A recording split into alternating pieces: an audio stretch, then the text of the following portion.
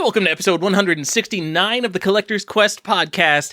In this episode, me and Johnny are talking about collecting light gun games, a little bit on the history of light gun games, because light guns are kind of interesting. They have a pretty big role in Nintendo's pre-video game history. Maybe we go off on a small tangent about a certain Wata 10, but tell your mom about the show, give us 5 stars on iTunes, and let's go.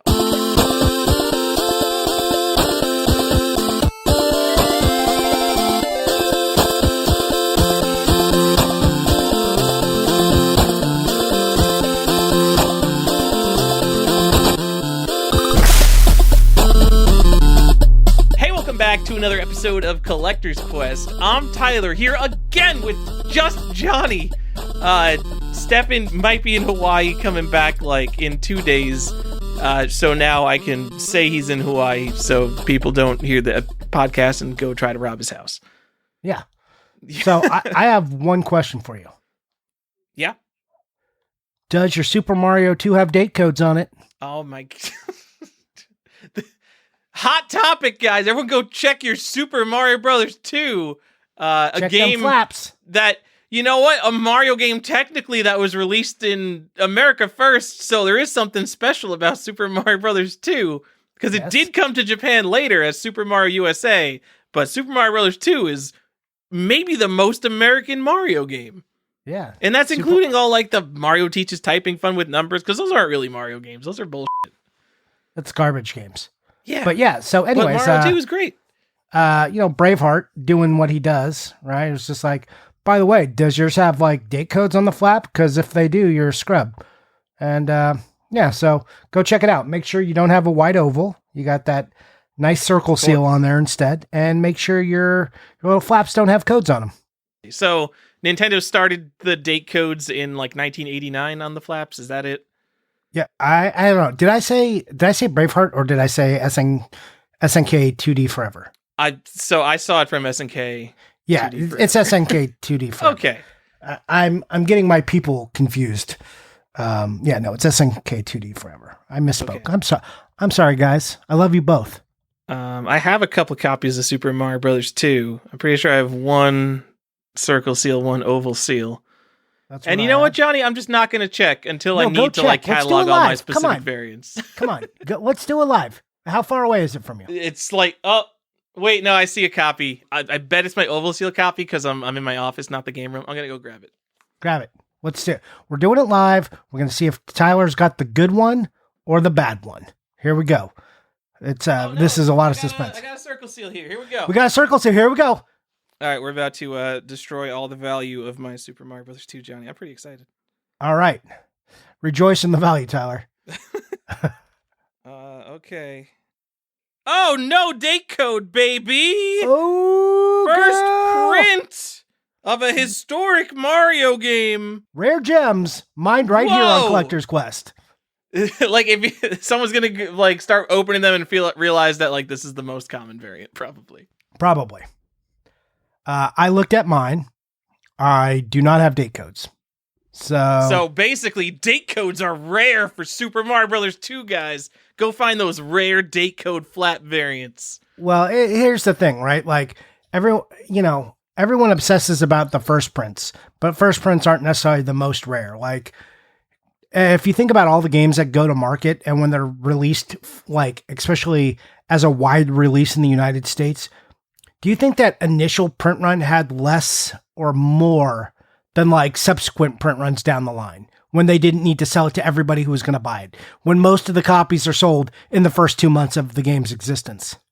Yeah, I mean, most games probably have their first print run is the best-selling version of a game. Like every player's choice, every platinum hits, all those those are all rarer than the original release of games. Like Grand Theft Auto Vice City, phenomenally popular game before it became greatest hits. Yeah.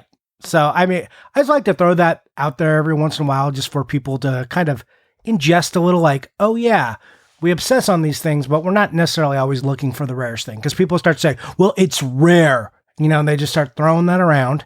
And I'm like, well, it's the more desirable one. Like it's the more in demand one. And it's not like on a game, you're going to be like, well, I definitely went and got the second print because, it's rarer. Like that's not where the demand is driven. Unless you're like Castlevania 3. Hot tip, just because I already brought up Vice City, there's a UPC variant for Vice City. If your UPC ends in 88, that's the rare second print, Johnny. It's like 25 times rarer than the first print, something that. Go get it. I mean, if you're in the weed on games. It's $10. You can get them on eBay all day because no one knows about it except people who saw Super Nintendo's post. Yeah, we're just stealing Super Nintendo's Instagram and talking about it on the show. Yeah, and SN... SNK2D forever. Thank you to all our patrons for just giving us everything we know about video games. Yeah. We've crowdsourced this information, Tyler. I think that's what people say when they steal information, yes. and don't like to source it. Okay. How about, now that I've derailed us for a little bit, do you want to maybe take a shot at telling me what this episode's about? Hey! Whoa! No right on the mark, Johnny. Yeah. Oh, you really hit your target. I guess we're going to talk about some gun games, Johnny, and thinking about collecting, like gun games. Everyone here knows what a light gun game is. Got a little photodiode inside a gun controller. You shoot the TV. The gun is like, is there light where I just shot? Some of them are more complex than that. But Johnny, I realized that I don't care about collecting light gun games while trying to think of collectible light gun games for this episode, because once we get up to the NES Zapper, which is kind of the first popular light gun that was ever released for a home video game platform, like after that, I'm done. Are you sure? Because if I remember right from our earlier discussions, and I'm talking around episode 87, 88, around there, you like some light gun games. You like Time Crisis and games like this. So I do, but like my memories of that and the way I would want to play them today, ideally, would be in an arcade. Like Point Blank, awesome game. I'd rather play it in the arcade. Yeah, like Time Crisis. The Police Trainer is another great one. They've got the one in Raleigh. My point is, you do enjoy them. So, but like you enjoy them, and then you want you're like, nah. I'm trying to separate the gameplay side of Collector's Quest, which was less of a factor, from the collecting side, which fair. Light guns are games. The light gun boxes are usually really big. The light gun games have big box bundles. You think they're cool. For me, for something I'm not really interested in, a big box bundle is just something that takes up space. I think, especially for people who aren't set collectors, I think these are like the little like niche sets that they go after. I think people find the, just the uniqueness of that, like, oh man, it comes with the gun in this box. It's got everything I need to play. Like, I think people go after that. And they pick up these subsets because they are these, big boxes, but they're probably also not dealing with, what are you at? Like 7,000 games, Tower? Johnny, I have not cataloged in so long. It's over 10,000 at this point though. Oh, you're over 10? Yeah. Ooh, are you gonna pass me up? I bet you passed me up. Well, so the thing is, like, I've tremendously slowed down because I'm like focusing on the games I want most, regardless of money. So like everything I'm buying is like $100 plus now. The one exception to that was when I went ham and just bought like every ZX Spectrum game I thought I would ever want, and I got like 150 tapes. But other than that, focusing on much more expensive, much fewer items at once. So, and you got all those ZX Spectrum games this year, right? 2021? Johnny, the past year and a half has been a blur. I don't know if you know. But I know, that's why I'm trying to clarify. Okay, because I'm just trying to ascertain whether you will be a game a day guy at the end of the year. Oh, 100%. Are you kidding me, Johnny? Yes. Okay. Even with my slowed down purchasing, you're slowed down. You're still going to get over 365, which, look, I know there's some people who don't collect on our tier, or, collect a lot different than us and spend a lot more. And don't buy the garbage that we do. I'm not trying to make us seem like elitist or anything, but it is a funny thing to think about, especially for my childhood self, that I often in a year will buy more games than there are days on a calendar. It's just like, oh, I got a new game every single day. Child Johnny is like, how did this happen? What sorcery is this? And, but here we are. So, all right, let me jump the gun, Johnny. Whoa! So I want to skip over talking about light gun games for a second to stay on this point. So, pretty much every year since I've gotten back into collecting, there's going to be 1 or 2 days where I just get an enormous package of fucking worthless games. So whether it's 100 ZX Spectrum tapes, or I come back from Portland Retro Gaming Expo and here's 75 loose SNES games that I need for the set. They're not the craziest games in the world, but in terms of quantity, like, yes, I will hit over 300 games in a year. And then today, it just like these little things happen all the time where it's like, man, I have no impulse control and I should just get everything that I see that looks interesting. And you showed me this game, Mickey's Wild Adventure for the PS1. Oh, we're supposed to talk about this in After Dark. Did you buy one? No, I'm not. But like, I'm looking at it and it's like, I should buy one, right? Absolutely. We're going to talk about this in the After Dark segment because all right. I don't want to jump the gun on that. Well, we don't have to save things for After Dark. I know. Anyway, just look up Mickey's Wild Adventure if you're on your phone or by a computer. It's a PS1 game that came out in Australia or maybe Europe too. Europe and Japan, I think. Yeah, and it literally looks like Mickey is Satan on the cover. He is marching through fire in like a dungeon with skeletons behind him. It is so cool. And he has an angry face. I've never seen Mickey with an angry face in any Disney media. It's so good. Like I was going to say it, but it had to be a popular game because it has a platinum hit. And that is prevalent. There are a lot of the platinum hits available. It's crazy. This game is crazy looking. Like, I didn't know I was going to get a Mickey game and put it in my Halloween posts. And now I do, because it is Mickey like you've never seen him before. And it looks like if you hold out, you can get it for like maybe under $10 if you get the right copy. Yeah, 10. So, well, I mean, with shipping and everything, you're going to spend. Yeah, I mean, imagine you're going to spend $25 on this game. Maybe a little less with shipping and everything. But it's not. The point is, it's not that expensive, and the cover is awesome. Stupid bullshit like this is what tips me over the edge, Johnny. Yeah, I mean, me too. I've slowed down quite a bit, and I'm still gonna go past that number, I bet. You know what? I'm starting to realize, my FOMO panic it's not over, but it's dying down because I'm realizing what I'm going after. Like, if no one has gone after it in how long has American video game collecting been a thing? Like 30-ish years? The chances of it exploding overnight one day are pretty much zero. Okay. Like, one thing I want right now is Hide for the PC 8801. Really? Like, Hide in America, it's a fucking joke because it's a 1983 Japanese computer game. Hide is a super early RPG, but it came out in America after The Legend of Zelda. Yep. And the progress that video games made in those 4 years is just insurmountable. It just looks like a piece of garbage. But in 1983, Hide is like a pretty important RPG. It's pretty popular in Japan. So I want a copy of Hide. And you know what?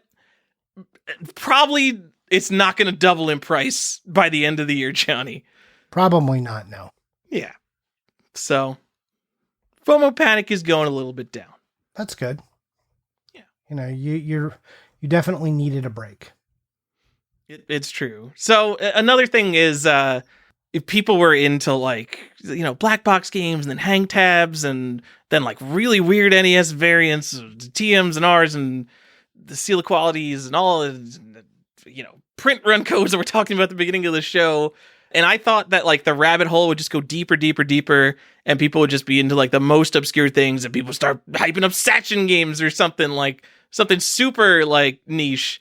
But kind of the opposite happened, and everyone is staying at like the super surface level of just sealed popular games, at least in like all these, the high-end game rooms, the Wata groups, where the big money is being spent. And people aren't spending, $4,000 in a Sachin game. They're spending $4,000 on like Sly Cooper or something, which is perfectly fine by me because I'm never going to be in that conditional rarity group. So I just hope that trend keeps continuing. I mean, that's probably what will continue. given who's driving the market right now. So we're driving the market, Johnny. No, we're in the reins. We are not. We don't do that. This is the gun game hype episode. Everybody, right. Get on eBay. We're gonna buy Time Crisis 3 together live. Right. I bet we could push the price. Yeah, we're gonna. I mean, we probably could, but you know what? I really want to get everybody. If you don't have it already, let's make sure we all go out and get Duck Hunt. Let's really move the price on that one. Maybe you should buy 600 copies of Super Mario Duck Hunt. Oh, I hear it's a really important game. I mean, I think that ship has sailed. I think one gentleman may have already cornered the market. Oh no! He got all 47 million copies? Yeah. It finally happened. Yep.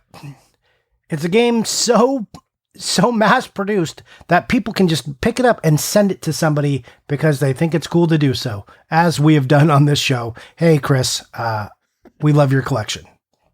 Don't change. For anyone who doesn't get the reference, that is CWR2 on Twitter, who collects Mario Duck Hunts because he's got a problem in his brain. Yeah. Anyway. He's our kind of people. He definitely. Want to talk about some gun games, Johnny? Yeah. You want to take it away? Shoot. So my first three are not things you can actually collect, but I found interesting historical things that I want the other people to know about light gun games, Johnny. So I'm just going to say them anyway. Okay. This is the Tyler moment of the show. Go for it. Oh, I didn't write down a date. Sega Periscope is it's Sega's first commercially successful arcade game. It's literally a giant box with a periscope on it, and you shoot down cardboard ships. And I'm desperately Googling when it came out. 1966. And there's a bunch of these sort of periscope arcade games. I guess World War II made periscopes popular. I've literally got an electromechanical periscope toy in my guest room right now. I just bring that up because it's interesting that it's Sega's first successful game, and it was the first game that cost $0.25 to play. And it used light gun electromechanical technology. It's not a video game. You shoot cardboard things. So, Johnny, Wild Gunman, the NES game, right? No, wait, what? Surely you don't mean the NES game. 1974, Nintendo released Wild Gunman, an arcade game, again in a giant box. Arcade games just used to be huge sometimes, especially these electromechanical games. It would play a 16 millimeter film of a guy with a gun, literally like the NES game. And then I think lights behind the screen would flash to make his eyes flash. And that's how you knew when to shoot. And then if you shot him, it would change film, I guess, and show you a different clip of, the guy falling over, or he would shoot you if you didn't. And the interesting thing about that is that was actually released in America in 1976 by Sega, which I don't know if you know, but Nintendo and Sega would later become competitors. Oh, I didn't know that. But did you also know that there was a little tabletop Wild Gunman toy from 1972 also? So in my brain, I thought that, and then I looked at the picture and I'm like, oh, I guess this is only an arcade game. But no, tell me about the 1972 toy.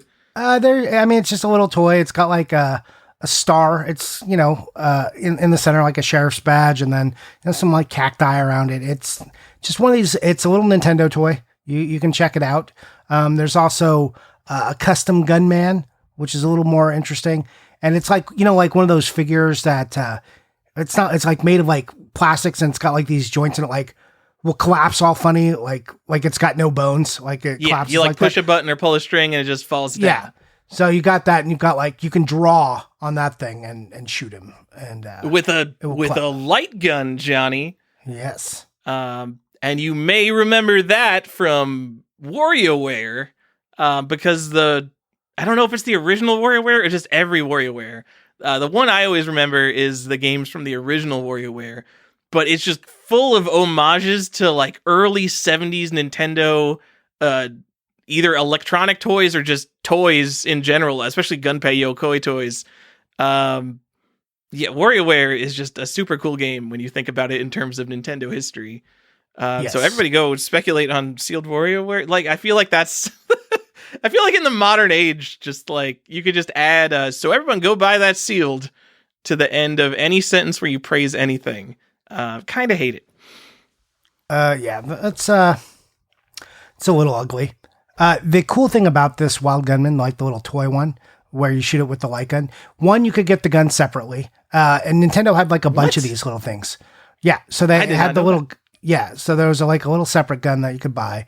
But there was also one that was custom Lion, custom Gunman. There's like, the guy looks different. There's like two versions of the custom Gunman. There's custom Gunman and then custom Gunman Target. So there's a lot of these little Nintendo toys. And same with the custom Lion and custom Lion Target. There's variants and different, like slightly different versions of these. So you can check those out. They're pretty cool. Again, like you said, if you look at all the stuff that WarioWare did and you start to look at all the old Nintendo toys, like before Mario, you start to see this stuff, and it's pretty cool because I had no idea until we started talking about it. So you guys check that out. Like do some Googling on that. You will get a kick out of it. Yeah, it's, like literally speaking of Before Mario, just go to beforemario.com. It's a blog about all this stuff. Is that a real thing? Yeah, it's beforemario.com. Wow, but they really nailed the name. Yeah. All right, yeah, good job them. Yeah, I'm looking at the Wild Gunman. Guys, I know these aren't video games, but I like Nintendo. I'm looking at the 1972 Wild Gunman game. It looks like Crossfire. Are you too old to know what Crossfire is, Johnny? No, Crossfire! Yeah, it looks like fucking Crossfire from 1972. Am I too old to know about Crossfire? I don't know. How are you old enough to know about Crossfire is my question. John, you could go to Target and just buy Crossfire. Crossfire is like still a thing. I didn't even know that until a couple of years ago. I did not know that. Yeah. When did Crossfire come out? Now we need to know. All right. This is the board game podcast now. Yeah. I mean, Crossfire is a video game. This doesn't count. Stop it. Holy, whoa, okay. All right, you win. Crossfire came out in 1971? Holy That's yeah, old. you thought it was like, no, Crossfire's from my generation. No, we're both wrong. Crossfire's from way before us. Yeah. It just got an awesome commercial at some point, which I'm sure was not out in the 70s. Probably not. Oh, the original Crossfire is a little bit different. It's not as purple and lightning-y, but I guess that makes sense for the 70s. Anyway. Yeah. Let's keep going. You got more stuff here. We do. I want to talk about one more of these early toys that's not really a video game. It's Nintendo Duck Hunt. Just because, again, this is a video game. Duck Hunt did not originate on the Famicom. In 1976, there is a projector toy Duck Hunt. It projects an image of a duck on your wall, and you shoot it with a light gun. It's pretty cool. It falls down. It's cool. It's one of Nintendo's last electromechanical toys that they made, and they're pretty common. I mean, Duck Hunt's popular, believe it or not. It looks like a few of them sell every month, at least in Japan. I didn't check eBay. They were going for $150 to $200 when they're tested and working, and all sorts of various incomplete ones or untested ones, like some of them like $50. So I'm probably going to be looking for a Duck Hunt, I guess. Yeah. This is like just, gotta budget all this crap, Johnny. You know what my favorite thing is? On all these like Nintendo light gun games, when it shows the gun and like where you're supposed to shoot, and it has a continuous beam from the gun to the object. It's always like lightning bolts or like lasers. It makes it all feel very futuristic, even though it's like an old West game. You're like, oh, it's a little futuristic. Okay. The West used to be cool, Johnny, but if you listen to Reserved Investments, he would tell you that Western collectibles are down in the dumps. Oh, man. So everybody tell your dad that his Western stuff is no longer cool, along with his toy robots. All those leather books you have from Time Life with a little oval in it that like has some like cowboy looking dude on the front. Those are garbage. Stop collecting them. Oh, do you know what I'm talking about? I have no idea what you're talking about. Okay. And like there are people younger than me, Johnny, who are like, what's Time Life? True. Man, Time Life. Talk about something that used to hook me as a kid. They talked about like these Time Life series, like Unsolved Mysteries and the Paranormal and their Western books. And I was just like, tell me more. Mom, can we order these? And my mom was like, no. And also we didn't live anywhere long enough to have things mailed to us. I'm sorry, Johnny. I was too shy to ask my parents to buy me anything. I should have asked them to buy me probably 5 times as many video games because I could have pressured them into it. I realize now as an adult. Your regret is you didn't take bigger advantage of your parents? Oh, 100%. Like, I got, like, the cheapest games, because, like, I was such a, reasonable kid. Like, I saw new games, I'm like, $50 for a game. Look at all these games for $7.99 over here. And I'll be like, I'm gonna get one of those. And that was, like, a few times a year, I would get one bargain bin game. And, looking back at, first of all, like, I'm not like bragging about my existence, but like I didn't have like an underprivileged youth. My family was decently well off. They could have afforded me new video games. And then just all my other friends, like I realized, had all these new releases because they would just be like, hey, Star Fox 64 is coming out, Mom. I want that. And if they begged for it long enough, they would just get it. And I never asked for new games. Ever. And then the Game Boy incident happened. And all bets were off. That's Nintendo Duck Hunt. It's cool. Johnny, I've got one more thing from the 1970s that I was excited for. It's the Magnavox Odyssey shooting gallery. Is that the first TV light gun ever? It might, so like maybe the first TV light gun ever is like the brown box light gun that Ralph Baer had in his basement or whatever. Is this the first commercial one? We're going to call it the first commercial one because this is the first video game console. What's going to beat it? So this was it looks like a shotgun or a rifle for your Magnavox Odyssey, and all it does is you point it at the square on the screen and shoot, and Magnavox Odyssey doesn't score, so I guess you just know that you hit it. I don't really know how it works. I've never used one. Funny thing about this show, all the things I'm most interested in, I don't have, and a lot of the stuff I don't care about, I have hanging up on a wall in my garage. It has 4 overlays and only 2 cartridges, and that means that 3 of the games this comes with are exactly identical except for the overlay. Magnavox Odyssey kind of sucks. Kind of sucks. Yes. But this gun looks awesome. You like have to cock it after each shot because they didn't come out with no stupid like, oh, we can make a pistol where the trigger's like a button. They're like, no, we're gonna make a gun. Why not? It's the 70s. There's no rules. That's kind of cool. So this gun, it literally all it does is it checks if you're pointing it at light. So some people said like you could shoot the zapper at a light bulb, which doesn't work because that's not how a zapper works. But this, you literally could just shoot at a light bulb and you would hit every time. So that might be where the zapper rumor came from. I'm not sure. I also saw that multiple sources say that there were rumors that the gun would not work on any TV except a Magnavox TV. And I've seen the same exact thing said about the Magnavox Odyssey itself. So I believe that about the Magnavox Odyssey itself. But all these like rumors and stuff, it's all like unsourced. Like show me, I don't know, a news article. Like where would that come from? Like firsthand experience. Like I believe that there would be rumors of a product like this not working on Magnavox TVs. But why can't anyone prove any of this, Johnny? I hate wikis. Wikis are the worst. And, It was a $25 accessory, which I have no concept of how much that was in 1973, but all the articles make it sound like that was really expensive, and they say it sold very poorly. Compared to like other weird Odyssey stuff, I see this gun enough, I will say. Like weird old Atari guys probably have one. I see it at every convention I've been to.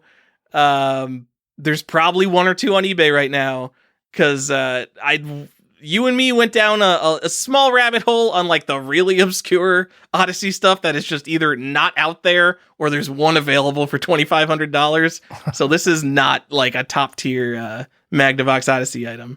But no, $200. It's a real gun. Go get one. I can tell you that $32 today from 1973 money is $192. Jesus! For a thing, a shooting, I mean, it must have been super novel. I mean, I can't think of any Steel Battalion-like item that would be like that. Go ahead, Tyler. That is really similar to Steel Battalion, isn't it? Yeah. Because Steel Battalion was just a complete spectacle that no one had ever seen before. Even if it is just shooting a dot on a TV, I guess that's cool. Damn, you'd have to be really rich to spend $200 on a peripheral for a thing that was probably already a bunch of money for you to buy. Yeah. Damn. Yeah. Okay. You got all that stuff out of your system?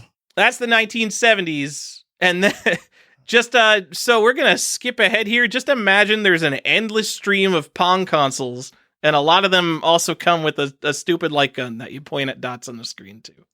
Yep.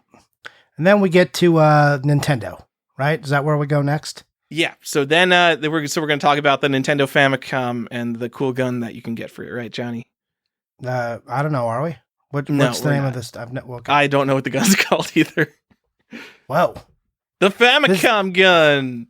No, we're talking about zappers, Johnny. Talk about something that people know about. Okay. Well, I mean, you guys have all heard of the zapper. You know that it comes in 2 different colors. Originally came in gray. It was packed in with the deluxe set with Rob. You got Duck Hunt and Gyromite. Before even Mario was a pack-in, Duck Hunt was a pack-in. And that was like first illustrating the power of the light gun but Duck Hunt is not the best light gun game on the NES. It's probably the most well-known and one of the most frustrating.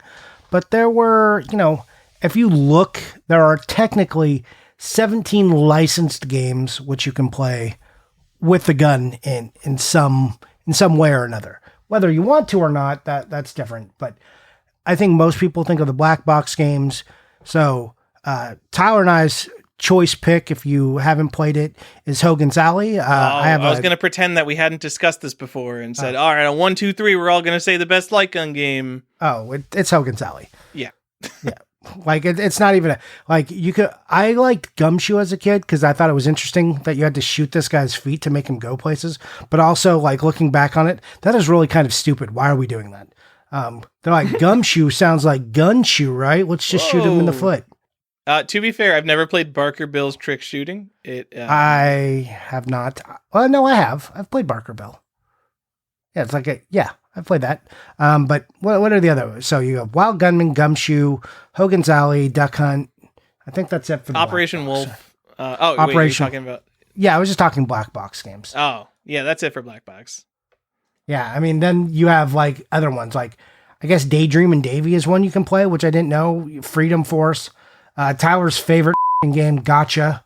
I hate this game. He brings it up as much as possible. I don't understand what you have against Gotcha. I hate Gotcha. Even though there was a movie first. Don't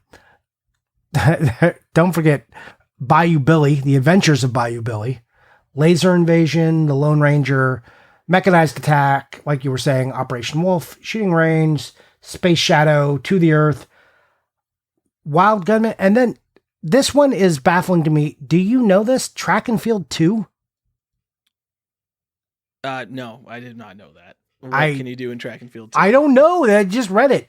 Like the Zapper is ingrained in people. Yes, the Master System had the light phaser. No one cares about that. After you get past NES, like, people really don't care about light guns again until I think it really picks up steam in the PS2, but like, people don't care in that era. Sega tries to pick it up. It was Saturn. Well, okay, hold on. You say people don't care? Like, literally everyone I knew had a Super Scope.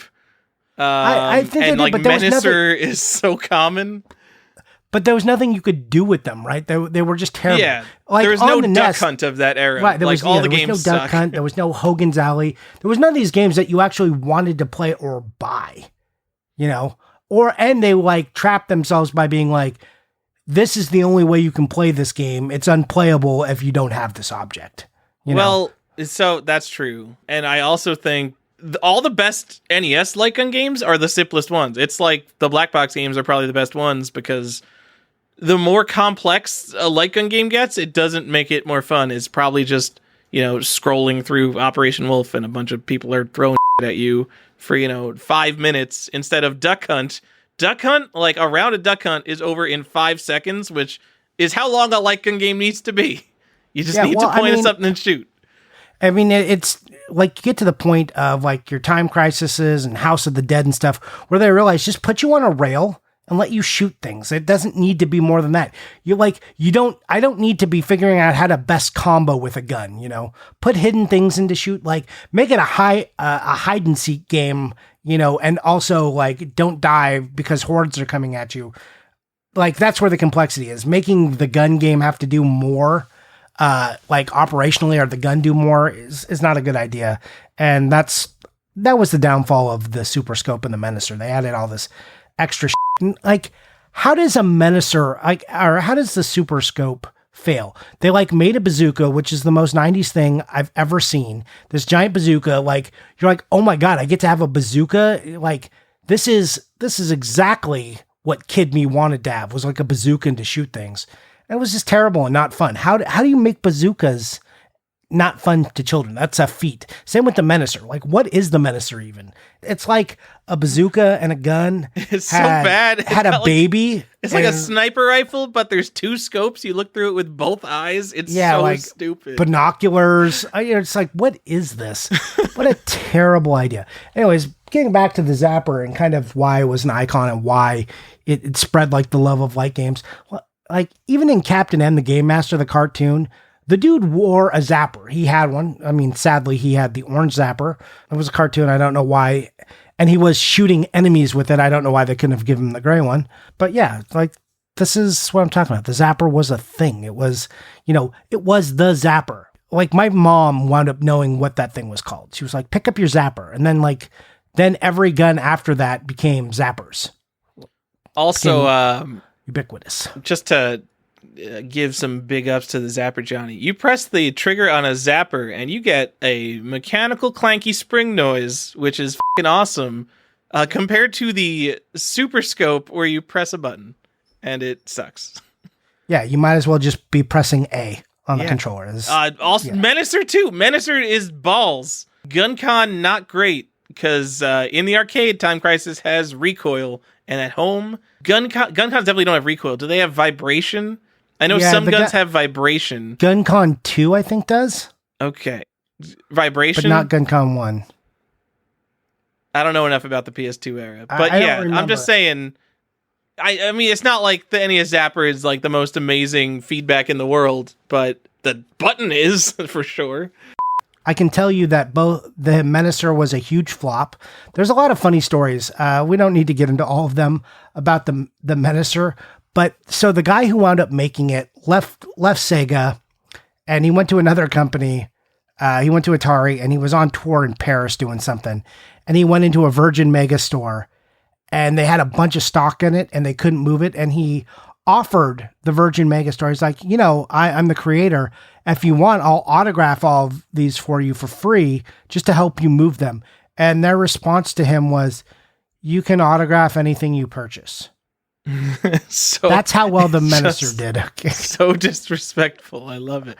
Yeah, just like, what a shitty thing to say to you. How very French of you. Sorry, French people. I don't know if that's actually true. So anyways, Zapper was amazing. Menacer and the Super Scope were not. Should we tell them, like, the Menacer? Do you know the 2 games that were specifically for the Menacer, Tyler? I'm going to say one is Menacer 6-game cartridge. Yes. Which is the actual full name of that game. And terrible name. It's the worst named game. I hate it so much. Yep. And it comes in a dumb gatefold box. Those boxes are all wrecked. Yep. So I know we're in the middle of a question, but we're all about tangents here. Menacers are like $200 now for a nice complete in box one, but the Menacer 6-game cartridge is just so common and garbage. It's still like the cheapest game you can get on Sega Genesis. It's like $2. Yep. I don't think I know the other game off the top Terminator. of my head. Terminator. T2? Also comes in, no, just Terminator. Comes in that shitty gatefold box. Dude, I don't even know what you're talking about. You don't know? What are you talking about, Johnny? Okay, well, I mean, you'll have to go in after the podcast and look. But Terminator on the Genesis also came with the Menacer. It was was packed in at one point. So initially it was just the Menacer 6-in-1, and then they started packing it in with Terminator. So there's variants of that you can find. It's also weird to me that the Menacer is more expensive than the Super Scope, which you can find for like $60. For all of those curious, when we like just kind of race through the NES stuff, they're like, well, you guys didn't talk about prices. You normally talk about prices. Here's the thing with Nintendo games, especially when we're talking about the black box stuff.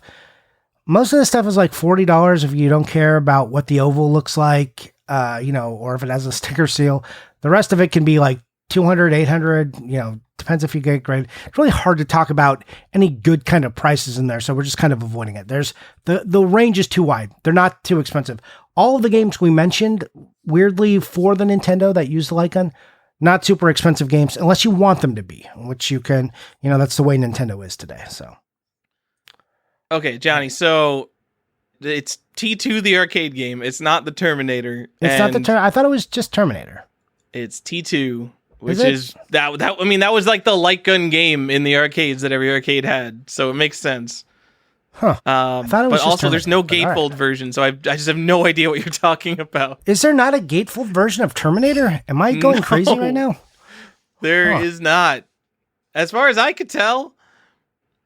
Well, now I feel weird. Someone got confused. Someone got confused or angry, Johnny.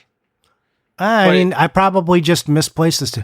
Oh, so yeah, okay. I'm thinking about it. No, I'll go look later. But let's tell them about the better gun that they can get, which kind of made for games. Go into the orange zapper and why it exists yet, Johnny? Oh, I didn't. We've been going all over the place. Yeah, we're just kind of having a conversation. This isn't a deep collecting episode. I wanted to bring up another poorly sourced story though. Okay. So, the zapper was changed from, gray to orange in 1988-89. There's some conflicting information on that. Mostly because there was incidents of, I remember lots of reports of people like supposedly robbing stores with zappers and things like that, pulling them on people thinking they were real. And that was just not just zappers, but lots of toy guns. So you started to get the laws started to change where you required an orange tip. Nintendo likes to get out in front of these things. So they made the whole zapper orange rather than just putting on an orange tip. Here in America, in Japan, you could still get this. You could get later on, you could get a Justifier that looks like a real revolver and, go rob a store. But it's Japan, so that's not really a problem. Yeah, and so in 1988, the U.S. had the Toy Gun Safety and Child Protection Act of 1988, which basically says you got to make your toy guns look not real anymore. The legitimate sources I could find are like, and then Nintendo was like, okay, we'll make it orange. And that's why you'll see the power set and the action set both have gray and orange variants. So if you're only going to buy one, I would say make sure you get the gray variants of your Nintendo console bundles. Get them both. Yeah, get both. I've got both, Johnny. Is it in the Nintendo fandom wiki? And there's also other sources. There's this thing that says, in 1989, a soldier filed a lawsuit after claiming he mistook a gray zapper as a real gun. This lawsuit, as far as I could tell, doesn't exist. There's no sources. There's no sources on any of the sources I found talking about this lawsuit. And I went and I looked through court records for Nintendo of America. A lot of court records. There's only 2 court cases that mention a zapper. One is the case Magnavox filed against Nintendo because they're like, you're not allowed to make video games. And they talked about, obviously, the Magnavox Odyssey light gun. And the other one had something to do with the Wii zapper by just someone trying to get a piece of that Wii money. I don't think this is a real story, but if it is, someone please actually source it. But it doesn't seem true. I hate video game information, Johnny. It's all pretty loose. Yeah. So I want to tell you guys just too, if you're super interested in zappers, regionally, if you go into different regions, they don't all look the same. So you can get some weird looking zappers if you want. You can buy in America, there is an individually boxed orange version, which seems to be a lot more rare than the individually boxed gray version, but you can buy them individually, not just in one of the action sets. And there's an orange one too? There is an orange one, yeah. Ooh, I don't have that. It's not very common. So look out for that. And there was also this stupid thing, and I think it's a really funny thing to go find. But if you're an accessory person, it does have an official seal on it. It's the Nintendo Deluxe Sighting Scope Quick Shot. So you can buy a scope for your zapper. And it looks ridiculous. The best part about it is if you look on their packaging, it's got a guy who's got racing gloves on, with the holes in the knuckle and the hole on the top of the hand, obviously fingerless. And he's got a zapper with this giant scope on it. It looks ridiculous.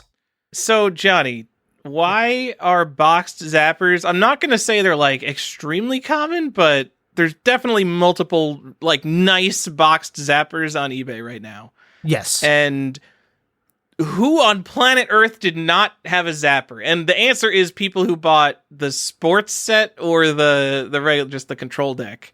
Like, were they playing it to play Duck Hunt? I think also they were, I'm not going to say prone to breaking, because Nintendo stuff back then was like pretty solid. Still is for the most part. But, I think kids broke them maybe at a higher clip than, say, a controller. Especially given that there was the spring in the trigger, maybe that's why. I'm just guessing. But then if it was a replacement, you save the box like a crazy person. I still think anyone who saves packaging for anyone is crazy before it becomes collectible, obviously. I mean, also, like, maybe they didn't sell very well, so there was a bunch of dead stock, which would explain why there's still so many box copies lying around. Yeah, but most of them are incomplete. Like, how do you have a incomplete box for the Zapper? It's got like little documentation in it. There's the manual, and then I don't know if all of them. Some of them come with like that insert that's like a seal of quality. It's like kind of beige. Okay, well. Anyway, so let's jump back into 16-bit times. Oh. Super Nintendo, Sega, they make these really shitty gun games that require these awful looking peripherals. And then you had Konami, who made the Justifier, and a couple games that you could use the Justifier or play those games with the Justifier, which was a much cooler looking gun. So do you want to talk to us a little bit about the Justifier, Tyler? Sure. The Justifier basically just came with lethal enforcers. I don't know if you could actually buy a Justifier on its own. That seems crazy. You can, not for Nintendo, I don't think, though. Okay. Can you buy it for Sega Genesis on its own? Mm-hmm. Oh, all right. Yeah. Everyone I know who has one has it from Lethal Enforcers, which is incredibly common because the Lethal Enforcers, it's a big box game for Genesis, Sega CD, and Super Nintendo. And the left side of the box is just a guy shooting you who looks like Dirty Harry. And the right side of the box is just a giant gun. And it's awesome. Yeah. Lethal Enforcers, you could call it a controversial game because it's got digitized graphics of people and you're shooting them. In T2, do you shoot people? Not intentionally, I mean. I'm not sure, but maybe the first game where you shoot real people? Lethal Enforcers? I'm talking the arcade game now. I was gonna say maybe, but like, don't you shoot? I guess Hogan's Alley, you don't shoot real people, right? They're cardboard cutouts. Yeah, I'm just saying with the digitized graphics. Oh, yeah. But you know what? Wild Gunman 1974 is the same thing, but I guess anything went in the 70s. There's no controversy there. Oh, I also wanted to throw this out. So Hogan's Alley is just like, is a term that's thrown around. Like, I did not know this. It's like a generic term for like a place that you do tactical training with like guns. Like, it's called the Hogan's Alley. I did not know this. Apparently Quantico for the FBI has one, but that wasn't made until like 1989 or 1987. So Hogan's Alley for the Nintendo, which came out in 1985, and I think 84 in Japan, predates all that. Crazy. Weird, right? Also, I don't even know who Hogan is. Yeah, I don't know why it's called that specifically, but yeah, I always thought the guy on the cover of Hogan's Alley looked like my dad. So, fun fact. All right. Yeah. So Lethal Enforcers, the Sega versions are like $80 to $100 now, and Johnny looked up the SNES one and said it was $200. It has Nintendo on it, I believe you. $150 to $200. But that's why it's confusing that the Menacer is more expensive than the Super Scope. I think the Super Scope is just two balls common, even though it says Nintendo. And I said you could buy the Justifier by itself, and I'm not actually seeing the individual boxed one. I know I have an individually boxed one for the regular one and for the player, and one that says player 2. But I'm not seeing any on eBay sure right it says now. Second player, Johnny. Yes, oh, gotcha! Why do you got to bring up that game all the time? Also, I could be wrong. So now I got to go look up a box to be right. I'm just going to cut all this, Johnny. This is terrible. That's beautiful content. Anyways, doesn't matter. This episode's all over the place. You could say it's scattershot. The first box I found says bonus Justifier game gun. I'm almost positive there's one that says second player. There's one that says second player. Are there pink Justifier variants, Johnny? It looks like there are. Yes, there are, Cool. and I think they are slightly different in color. I've had two, and it could be Sunfade. I don't know, but I've looked at a few different ones. One is more of like a bubblegum pink, and one is more of a salmon. So if you don't think that those are two different colors, you're wrong. Go check it out on a color chart. Get your eyes fixed. But yeah, they are. There's definitely two different colors, and like I said, that could be because of sun fading. But I think, there's variants in the box, so it could have been a printing plant, could have been the dyeing of that lot. Who knows? But I have seen them in slightly different shades. The Pink Justifier, it's like $120 loose. I saw a couple buy it now sell for that. And then I'm going to say $150 complete. I saw one that looked decent for $150, but the asking prices for ones on eBay now are all way more. The Pink Justifier is sweet. It's sweet because it's pink too, but Love something that when I first started collecting, just one of these items that popped out is like, oh, cool collectors have the Pink Justifier. Like that was one of the cool rare things I remember thinking you're cool if you have. I mean, was it because you were following me back then? You're like, man, Johnny's cool. Definitely that, Johnny. Like Stack Up is another one. Like, man, if you had Stack Up, you're the f***ing man. I don't have a Pink Justifier, so I don't know that I want to pay $200 for one, but it'd be cool to have one day. You should definitely get one. They are cool, and they do just look like revolvers. Like you could paint that thing and make it scary looking. Not a pink one, just a Justifier in general. At a distance, I guess. Oh, looks like a gun. They're beefy. The Pink Justifier, it plugs into the blue Justifier with a phone cable, so it's actually console agnostic. You could plug it into either the Genesis or the Super Nintendo one. Or the Sega CD. Well, that's just the Genesis one. It plugs into the same Sega place, CD. Johnny. But the box says Sega CD on it. The blues are slightly different, I swear. I'm just kidding. I have no Speaking idea. of Sega CD, Snatcher is the only game that matters that uses the Justifier, and it's like 3 times in the entire game, maybe like 4, and they're a bunch of them are just like little shooting gallery mini games. Not Mad Dog McCree? Nope. Really? Nope, Johnny. We're not talking about FMV light gun games here. We already talked about the best one, 1974's Wild Gunman.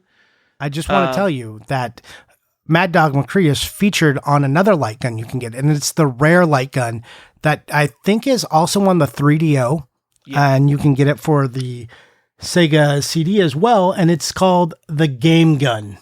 That's the name of it. Is there one of those on eBay? I forgot how rare it is. I know I had a save search for rare. Game Gun at one point, and I forgot if I gave up or it was just too expensive. Oh man, I hope you didn't have a save, or I hope Stephan didn't get rid of his because he might still have it. You might be able to get one from him because I gave him a nice one. Oh, there's a bunch on sold listings. There's a player 1 and a player 2 set went for $400, and a complete in box one went for $325. Yeah, I'm not spending that for a 3DO light gun, Johnny. Yeah, they don't. No, they actually, but you could don't seem that rare. What's going on? There's a lot of them in sold listings. In sold listings, but not with the box. There's only a few with the box. Yeah, I mean, but 3 with a box for something that's quote unquote rare, I would consider a lot. I mean, it's not like the Smash controller or something. Yeah. I mean, it's a 3DO accessory. Anyway, not paying $300 for a 3DO light gun, so it's kind of besides 3DO or Sega CD that has individual boxes for both. Oh, are the sold ones Sega CD? I think one of them was a 3DO. Oh, no, I literally searched for 3DO, so they're probably... Okay. Yeah, they're all 3DO. Anyway, if we talk about 3DO, people are going to start clicking off this podcast, Johnny. I know. So let's keep it. I mean, we're already in dangerous water talking about Sega CD. Max, Johnny, we've brought up Max on the show before. We have. If you really want to go into... Not too much. Like we did, we talked a lot about it on the Super Nintendo episode, but basically it's a military training rifle that you could play like a target shooting game with and it's the multi-purpose arcade simulator or something. That's what multi-arcade combat simulator. That's it. There we go. Yeah, go check it out. It's a frightening thing, hard to ship because it's either a fiberglass shell of an M16 or an M16, and I think maybe that's not it's not the an exact M16. right gun. It's not. some weird gun that's a clone of an M16, John. Yeah, right. But regardless, it's would be a nightmare to ship, and they're pretty rare, pretty expensive. The carts alone on that thing go for like $300. So if you're trying to get, or $3,000 to $2,000, if you're trying to get the rifle with it, good luck. I don't even know what that costs today. And also, if you're going to go get one, you're going to drive to go do it. But there's the Max moving target simulator, and then the basic marksman program, and there's like 1994.0 and the 1.1.e. So there's 3 cartridges, and someone I wish I had a source.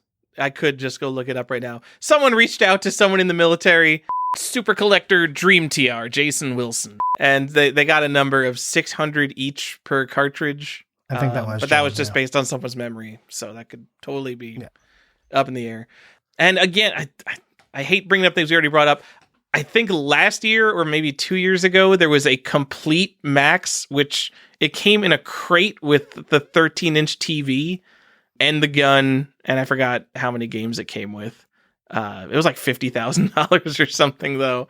But who has a complete Max? Not many people have that. No. It'd be hard to justify it. Johnny, you're a military man. Why does this game exist? It's not. Is it a game? I don't know if we can call it a game. Why does this piece of software exist, Johnny? Did the military run out of bullets? They must have. This was somebody's good idea of like, look, the military's moving into the future. Like, this was somebody creating a program to say that they did something to get some kudos, and like, just this was them showing they were doing something. But really, it's just moving chairs around. Like, look, we did it. I've rearranged this. By the way, everyone's going to move desks today, where I think we're going to swap like this department's going to move over here and this department's going to move over there. It's literally just someone justifying their position. That's why I think this exists. Why is it called Combat Simulator? Does anything shoot back at you in Max? As far as I see, it looks like a shooting range with very tiny gray targets on a field, or I forgot what the other one looks like. It looks boring, Johnny. Here's how I can see the presentation going. General Sir, here's our breakdown. If we create this simulator and we get enough soldiers on it, we're going to save approximately 1 million rounds, which is going to translate into X amount of dollars over X amount of days. They're just going to like pump their numbers, right? They're just going to be like, look, we buy these video games. It's got a high upfront cost. It's going to cost us $75,000 to get a base install in, but we're going to save 10 cents a bullet or whatever it is over, a million soldiers over X amount of years that they probably projected that they were going to be playing this stupid Super Nintendo for 20 years. And and we'll only have to replace it X amount of times, and we're going to save millions. And they're like, you're brilliant. Thanks for saving the military millions. And really, that was just like not a good idea. And the marksmanship expertise you'd gain by playing a light gun video game, absolutely on par with shooting a real gun down a range. Okay, so let's talk about something for a second. This is completely anecdotal, so this is not facts or anything we're dealing with. I will say I got my marksman medal in the military. Ooh. I didn't shoot many guns. I mean, I had shot real guns before. But I blame all of that on my Nintendo gun shooting. Not... that marksman's medal came from my light gun skills, not from my real rifle skills. I mean, I would say that it's possible that if you just play video games, you might have better hand-eye coordination. That's what it is. And that's what I was going to tell you. I was going to say, it actually has nothing to do specifically with light guns, more of me just having developed hand-eye coordination. And then like, once you figure out, here's my sway and everything. And like this adjusting for distance, it just becomes how you would adjust for anything else, and your hand-eye coordination takes over. So. All right. Yeah, it wasn't actually the light guns. I was making a joke. All right. I'm sorry. Did I steamroll through one of your jokes, Johnny? That's never happened before. No, you did fine. You did great. You did perfect because you're like, no, shouldn't this be you did the exact Tyler thing I expected you to do. Oh, okay. All right. So now I've had to meta you. I'm like, okay, this is what I'm going to say. So here's how Tyler is going to respond to it. So instead I should do this. That's where we are now in our level of friendship and co-hosting this. Wow. We're like, flow like water, Johnny. It's pretty great. Like Wata? No, I'm not going to say any racially charged company names here, Johnny. All right, cool. Go on. Should you buy Max? No. Part of the set? Does it count? No. Nope. It's not a retail item. Get away from it. Who cares? As someone who owns it, who cares? Move on. It's neat. Like if you need collection toppers, if you need your collection plus items, then yeah, go grab one. But if not, then move on. And plus, set collecting is dead. Like this, so this is only a thing for like the most extreme set collectors or people who want to just like super high end something. So get away from this thing. If you're just a normal human being, please avoid this. The thing with Max is that I don't remember how much a Donkey Kong competition cartridge costs. I think it's about 3,500 now, right? Yep. And like you have a Donkey Kong. Oh no, because that has the box. Anyway, you buy a Star Fox competition cartridge, and it's like, okay, you have the thing. You buy a Max cartridge, and it's like, okay, but you need the gun, kind of. And the gun is like, where do you even get one? Because they're so rare. Anyway, Johnny. Yeah, I'm with you. Yeah, don't buy Max. But if you have Max, Tyler thinks you're cool. So good job. It's cool, but like, please avoid. Tell us about another ridiculous gun game and gun object. Oh, another ridiculous gun object. Johnny, is it the Elemental Gearbolt Assassin's Case? Yeah, tell me about PlayStation and let's move into the next generation. No, like PlayStation starts to figure out what went wrong with light gun games and starts to make them a little better. They don't capture it, but no, they do better. It's not PlayStation. It's literally Namco. Namco's like, hey guys, we're going to do gun games right for the 3D age. Here's the Guncon. And all the beloved games are just Namco games. Well, no, there is a Justifier on the PlayStation as well. Okay, yes, there's a green Konami Justifier on the PlayStation. Or black if you go overseas. But Time Crisis and Point Blank are Namco games, right? Both of those are. Yeah. So what Konami light gun game is there on PlayStation? Lethal Enforcers 1 and 2 combo pack. My point exactly. Okay, go on. Everything else on this list is bullshit, including Max, compared to the Elemental Gearbolt Assassin's Case. Because it says working designs on it, Johnny. Elemental Gearbolt, it's a game that there was a contest. It's a light gun shooter, obviously. Working Designs had a contest at E3 1998 where I couldn't find the details of the contest. I'm assuming you just play the game and some high scores win this case. It's an aluminum briefcase that has Elemental Gearbolt embossed onto the briefcase itself. It's got those little rolly number locks on it.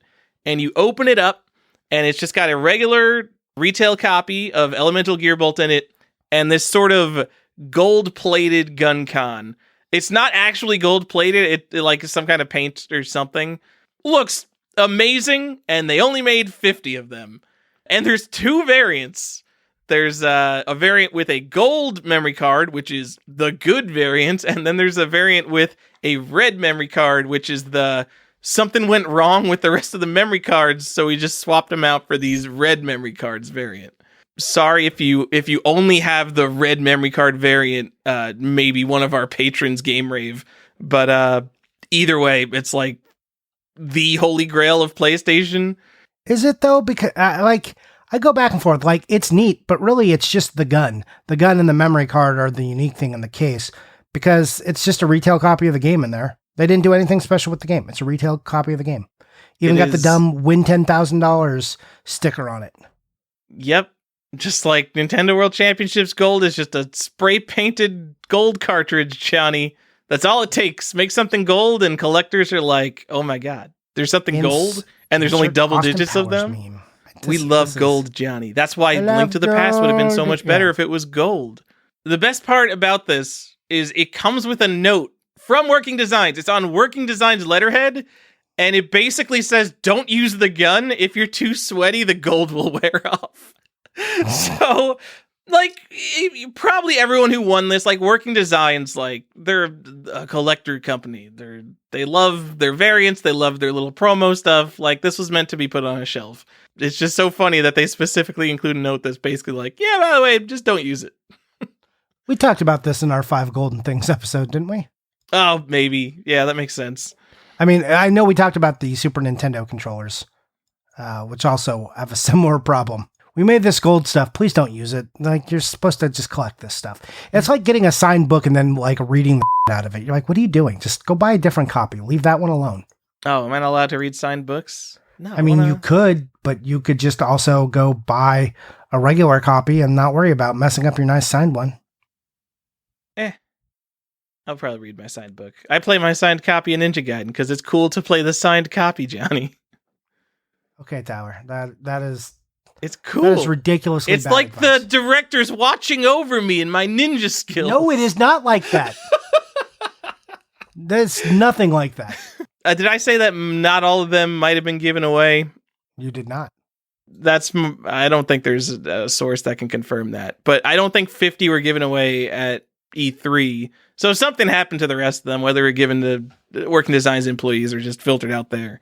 They probably aren't gone, but they just were distributed somehow otherwise. All right. Yeah. Okay. So the other Guncon games, Time Crisis and Time Crisis Project Titan.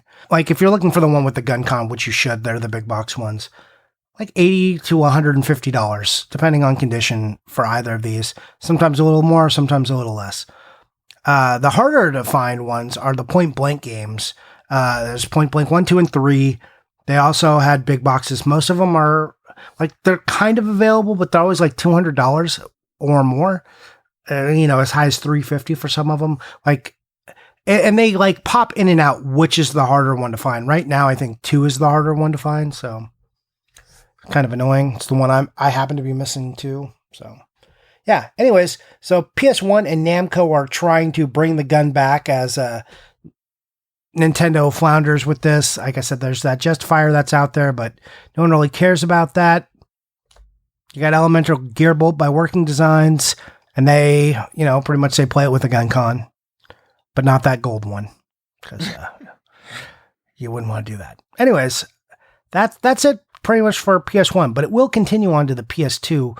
But there's some other systems in there before PS2, like the Dreamcast, Tyler. The Dreamcast has like some good games. Saturn has a couple of Guncon games, right? Even before that, you got Virtual Cop. What? No. Don't get me started. They're arcade perfect. Okay. Yes, the Saturn has bad ports of good Sega arcade games, such as Virtual Cop 1 and 2, which both have big box gun bundles. They do. Which I learned on Instagram from someone. I didn't have these when I was collecting Saturn. I did buy them, even as much as I disparaged the Saturn arcade ports. And then there's also House of the Dead. Yeah. I have nothing to say about them. Just buy the Virtual Cop bundles, I guess. But like really, one of the best light gun games that people love is House of the Dead 2, which came out on the Dreamcast and definitely came with a gun, right? It didn't, Johnny. Why not? Because Columbine happened. Oh, does everybody remember what Columbine was? This is, if you don't know, this was a rare time in America where it was very uncommon for somebody to walk into a school with a gun and shoot people. It was national moment before like bad shootings happened all the time. Anyway, Sega was like, America, we can't release a toy gun after this, but you know who can? Mad Cats can. They don't have a reputation. Those cats are mad. You know what I'm saying? So, if you really want to, you can get the original Dreamcast gun. It's just called the Dreamcast gun from Japan. It costs nothing. It's like $20 complete in box. And you could play House of the Dead to name another Dreamcast light gun game, Johnny. I'm just not a Dreamcast guy. I don't know. I'm also not a Dreamcast guy. Great. I'm less of a Dreamcast guy than you are. Impossible. No, you're the one who came back around and talked about their ports at least being good. Yeah. Good ports, but also only 3D console that ever cared about 60 frames a second. So I have to give it a lot of respect for that. Right. That's not like, let's move on. It's Okay. and I'm not trying to disparage Columbine, but or national tragedies of shooting, but they just have become a lot more common. If you don't know, like when Columbine happened, it was I was in the military and it was such a major impactful moment. Like people didn't know what to do. They were like wrecked, and not that they still aren't, but now it's just like, oh, there was another shooting. And followed up with phrases like the most American thing I ever heard was, and then he pulled out his gun, which is something that the foreign press has started to say about us. So it's like, well, we got to this right. And I'm not trying to talk to you guys about gun laws or what should or shouldn't be done, because I don't have a good answer for that. And I don't like to talk about politics on the show.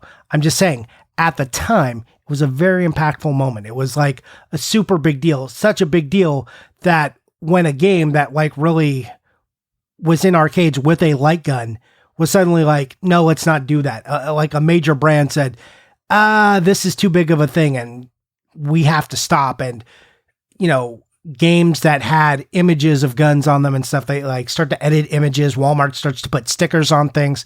That's the kind of level of response that people were having when this game came out. So it's not just like, a small moment. It was like huge news, much bigger than what happens now. I mean, this was Sega, the quote unquote cool kids adult company. And they're still like, yeah, maybe we shouldn't put out a gun right now. Yeah. So it's just like I said, the outcome is pretty much the same, but people at least exhibiting some token responses were more apparent. All right, now let's get out of the politics and right into the PS2 Guncon 2. It was a big improvement over the Guncon 1. Guncon 1 was pretty good. Like, it was a solid peripheral, much the way the Zapper was like a pretty solid peripheral. Like, you felt pretty confident when you were shooting it that you were like, it wasn't just a piece of junk and you were missing because it was bad, unlike, say, the Super Scopes or the Ministers of the day. The Guncon 2 really took things to the next level. That was kind of a pain in the ass to set up, but Namco kept pushing, and they have this little subset with their games. They have Time Crisis 2 comes out, huge seller, Time Crisis 3, then the Time Crisis Crisis Zone, Vampire Knight, Ninja Assault, then like the Resident Evil Survivor series that was on PS2 that you could play. So there was just a lot going on. Cool set to collect. Well, I mean, I don't know what things are now, but last I checked, those games don't cost that much. And if you have a Guncon 2 set up, you might as well literally own every single PS2 light gun game. Yeah, I love these games. I loved playing them. When they came out, I bought a new one, and I was always like, should I buy the big box with it? And the answer was always yes. I'm like, I could just always use another light gun. I didn't buy Time Crisis 3 or Time Crisis Zone, but I had 2, Vampire Knight and Ninja Assault, and I was very happy about that back when I was like actively like when they came out. I've just got the DVD cases like a normal person, Johnny, because I'm just not a good collector, or just because this is too new for me in terms of collecting. Don't have the space for it. I do have a Time Crisis 3 big box though. The other cool thing you could do, if you imported it, you could get the Time Crisis 1 and Point Blank collection and bring that over if you could play imported games, because they had that for the PS2.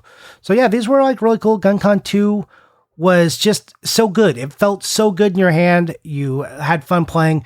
Like if you had a big enough TV, a big enough CRT back in the day, and I had this like, it felt massive at the time, but it was this 36-inch CRT, and me and my friend would be standing in my living room just like running through these games. Felt awesome. Like, oh man, it's like better than the arcade. We felt that way. Or just like the arcade. Like, yes, this is the best.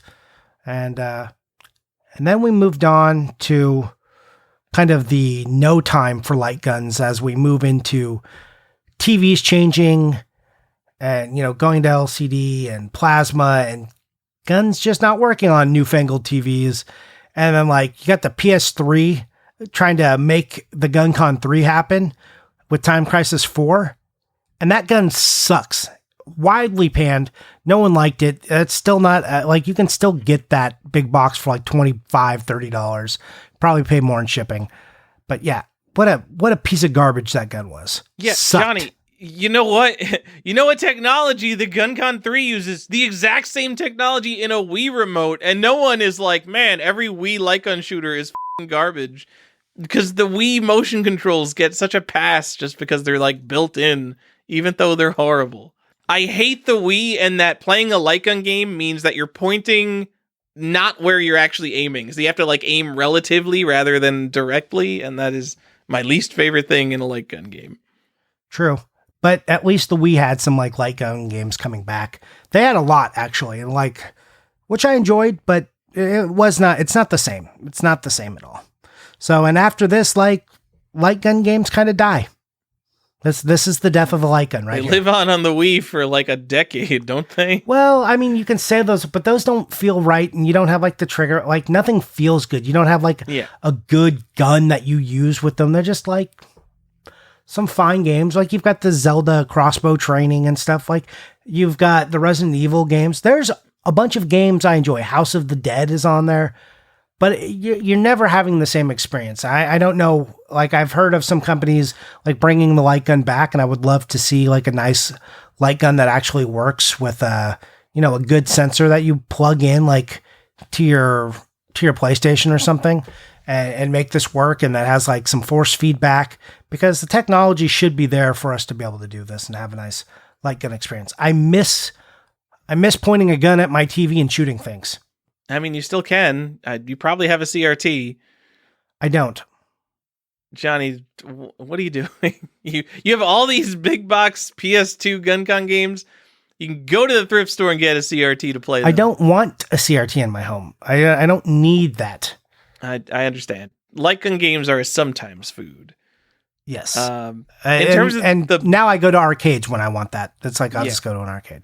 But I think our modern arcade games, I don't think are light gun games. I think all those like Transformers, Dead Storm Pirates, all that, they have sensors built into the handles. So it's not actually pointing where you're shooting. They're just really well calibrated controllers.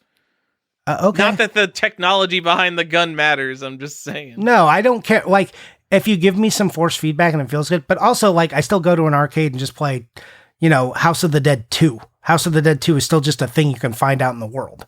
Yeah. Because House of the Dead 2 is awesome. Also, House of the Dead 3, really good. Is there House of the Dead 4? Is that the super hard one to find out in the world now? Well, it's hard to find. Well, I don't know. But so that was one of the ones at my local arcade when I was in like high school, I guess. So I don't know. I've never seen one since, because from what I remember, it was like massive, like 65-inch screen. Yeah, it was huge. Yeah, it was. My theater had this like one section for some arcade games, and it was just like the giant lobby of the theater. So they could fit this massive thing over in the corner, and you just go stand over there and pump a couple bucks into that thing and go to town. Yeah, theater lobby is a good place for some light gun games. If you have a theater lobby, throw a Time Crisis 2 in there. Please do.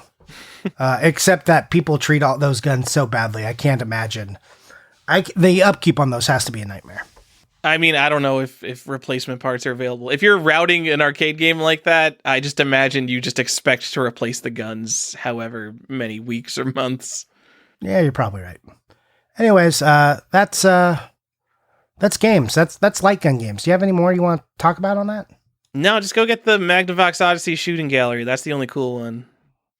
Untrue. All right, my real thing to remember. I'll say, make sure your power set and action set have the gray zapper, Johnny. That'll be a Nintendo thing people actually care about. Yeah, and the orange box, the orange individual box is rare, so look for that. The fun subset is the PS2 gun games. Those are all around $80. Look for that. And if you're buying Saturn Virtual Cop, buy the big box versions, because they are cooler. Great insight. Yeah. Thanks. Yes, the big ones are cooler. They are cooler. Great insight. Am I wrong? You're not wrong. How much are they?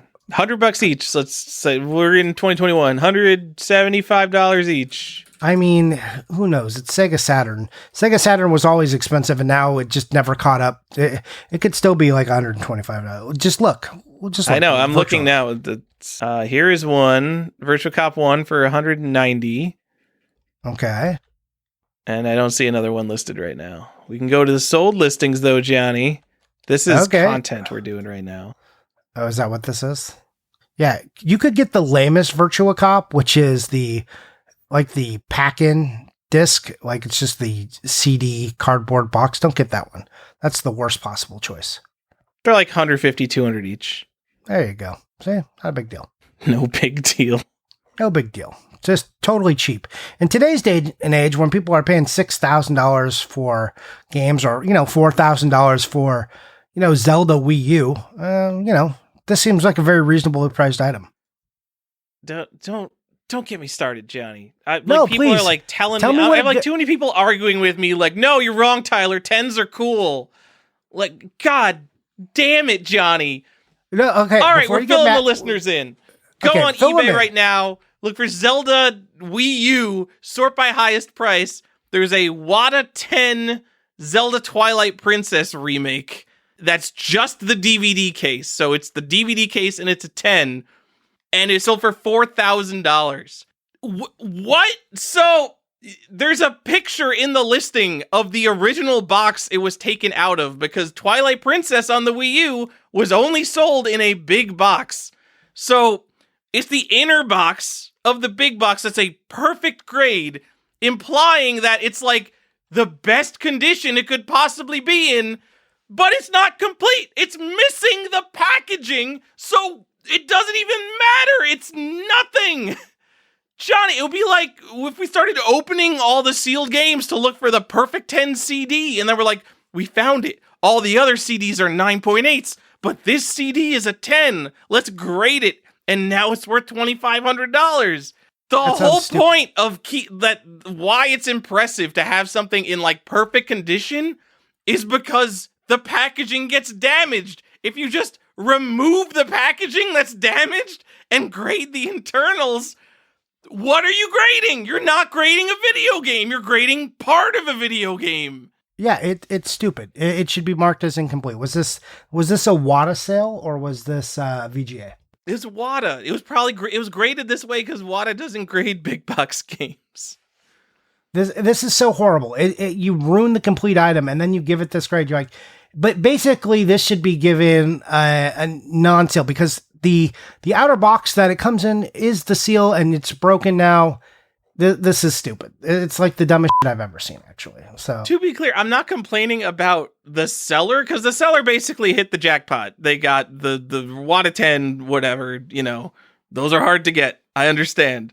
But whoever is valuing this nonsense at $4,000, like, my only thought is that they're a Wata collector, not that they're collecting video games that have been graded by Wata. They're collecting sort of curiosities that are part of Wata games. Like, they're collecting the history of Wata games. Maybe they collect test games. Maybe they collect mistakes that Wata makes, because there are mistakes that Wata makes. And maybe they collect 10s, and a 10 Zelda is a novel thing to have in a Wata case, even though the object itself is f***ing meaningless. Yeah, so even on the certification note from Wata, so it's like sealed. Overall grade, 10, A++, stupid. Sealed grade, A++, stupid, just put a number there. Box grade, 10. Why are we mixing numbers and letters? This is stupid, stop it. Grader notes from sealed Wolf Link Amiibo box set. Notice the word from sealed Wolf Link. No, now it's just from Wolf Link Amiibo box set because it's not sealed anymore. Does no one see the f***ing problem here? What is the appeal of a sealed game, Johnny? It's that it has the original packaging and it's untouched. I agree. I don't. This one's touched. I don't understand. I mean, it's just the circle jerking and f***ing of the own self here is amazing. I'm Tyler. I'm with you. I'm with you. This is so stupid to me. I get that the thing is in perfect condition as that part of the object, but it's incomplete. Where's the amiibo? Where's the outer box? This is an incomplete game. What was the amiibo grade, Johnny? What was the outer box grade? I don't know. This should just be marked as incomplete. It's like perfect, but incomplete. Like this little note just doesn't do it for me. And then also the guy who sold it, get the out of here with your ugly ass blue light. What is this? What am I looking at here? You're putting blue light on a blue case. Whatever. He doesn't need to take pictures of it. It's a 10, Johnny. It must be perfect. I mean, Wata Stringent. I believe it is the best DVD case that has ever been manufactured. I believe it. I agree. I know Wata Stringent with that. Yeah, but you ever look at the back of it, it's like, oh yeah, by the way, from the sealed Wolf Link Amiibo box set. Also, Johnny, another factor of sealed games is that we pretend the insides are perfect and that it doesn't matter. If there's a sealed 10 Sega Genesis game, no chance that manual is a 10. We're just pretending that the manual's perfect and untouched. That manual's f***ed. It's rattling around a Sega Genesis case. Are all the CDs that just pop out of their disc holders just like fall out? Yeah, I mean, that's a separate thing, but I'm just saying all that exists. So are they downgrading for that? Like what is happening? This is just, look, I love the guys over there, but when shit like this is graded and then people have all these questions and then they talk all their shit, it makes it very hard to defend, right? You just like, okay, guys, like why is this a thing? Why is this here? Why are we looking at this? I'm not hating on Wata for this. No, I don't know what Wata prices are right now, but it's like over $100 to grade a game, period, I think. Maybe it's like $70 to grade a sealed game. So if someone wants to pay him $70 to grade a Wii U game, they're going to take it regardless of whether they're opening a big box or not. Yeah, I mean, I get that. I'm just saying, like, when you're talking about the Wata grading system and like when people complain about it, like this is like a really easy fix, right? Like just give this a different distinction. Give it a 10 with a note up front. Like this, it's like when they take games out of other box sets, you know, all the PS2 box sets that come with sealed games in them, and it says very distinctly part of a set in there, and they grade it. It's no longer part of a set when you do that. Just stop it. Grade the whole thing or don't grade it at all. I don't have a solution for them. There's an easy solution. Like, it's crazy. Find a bigger box, or just say we don't grade those right now, and we don't grade things that are part of a set. Like we would have to say this is incomplete, right? I don't know. If I was Wata, I would be taking their money. The thing that gets me, Johnny, not only is there a seller market where like the same thing happens with the GameCube big box games. People are like, oh, my big box for my Mario Party 6 is kind of f***ed up. And everyone's like, oh, just pop that open and send it to Wata. It'll be perfect. Not only is there a seller's market for people doing that, there's a buyer's market of people buying these games afterwards, and neither of them make sense to me. No, both sides are wrong.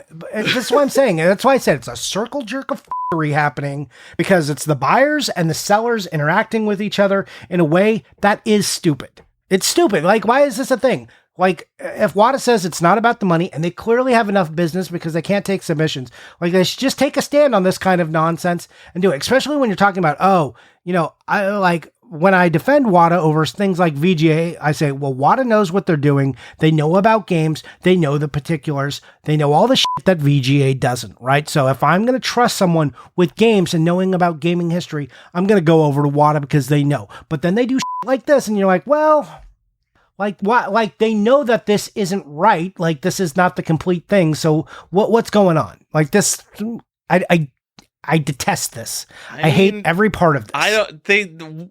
It becomes a thing where, like, where are they going to make the judgment call? Are they going to stop grading challenge set Mario 3s? Because technically that came inside a challenge set. So we should only grade the full challenge set? No, I didn't say you don't grade it. You just, like, you either don't grade it or you put a notation up front. Like, fine, it got a 10, but also it's got like this incomplete marker on top because it's part of a set. This has been excised from its original packaging. You can do that. Like, look, so if everyone wants to agree that it's still fine, you just put a marker up front. Their markers so just the notes on, like, they put all sorts of like negative notes on the back. I know, but like, put it up front, like, if you're going to do it, make it apparent to everybody, because if you don't know that this is part of a set, you just see, oh man, this is a Zelda and it's a 10. And don't tell me that there isn't a bunch of know-nothings out there just buying things because they say 10, because we both know that there are. Just do the right thing. Just make it more apparent. We'll agree to disagree that this is Wata's fault. I mean, partially. But I'm not saying it's Wata's. Like, look, I'm just saying it's fine now, but like, really, you have to consider what the hell's going on.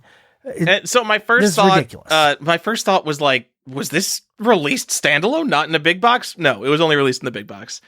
Second thought, someone thought, this was just the game. It's the Zelda game, and it never came in a big box. The description of the listing on eBay, it's like 2 sentences, and it was like very clearly, I just had this taken out of the big box, and I got a 10. How great is that? And then there's a picture on the listing showing the big box it was taken out of. So like, it's super clear that this is just the internal game. I don't know, we've been talking about this for 10 minutes, Johnny. This is why I didn't want to talk about it. This is just setting me off. I'm being negative Tyler over here. I'm being confused at what's going on in video games. I don't understand something. And when I can't wrap my head around something, it just gnaws at me, Johnny. So what are you buying? What are you playing, Johnny? That's what, yeah, let's move on to the second part of the show. What are you buying and what are you playing? All right. Actually, do you want to do your collector's question? Oh, good. Not missing on that one. Let me go grab a collector's question, Johnny. Is set collecting dead, Johnny? If I want to collect an NES set, should I start now or wait? Asks SNK 2D Forever. I'm not sure if he's asking this seriously or not. It seems like he could be potentially asking it seriously, but I think he mostly just wants to hear us talk about it. Go ahead. What's your hot take? Should I start now or wait? Oh, God. Is it... Well, first, answer the first question. Is it dead? No, obviously set collecting's not dead. Set collecting's probably bigger than ever because not in terms of the vintage stuff, just like how many people are collecting sealed Switch sets, like actively as the games come out, just because there's so many more people with bigger budgets just into game collecting, or like even like 50% sealed Switch sets. It's crazy to me. I've seen just the biggest Switch collections all the time. I think set collecting is very much alive and well, and the people into limited run games they kind of need it to be alive, because the whole idea of buying the anime game no one cares about, only printed to 1,700 copies in this particular SKU, is that, well, only 1,700 people will be able to complete the Switch set. So it needs to be alive in that sense, right? Yeah. I think there are people who are still going for some sets. I would say it's dead for some systems, though. Like, I think the dream of collecting a NES sealed, like a NES set in box is kind of like over. I think a lot of things just, it's not over, right? Like, you could do it, but it's just, you have to be ready to come with the expense that is.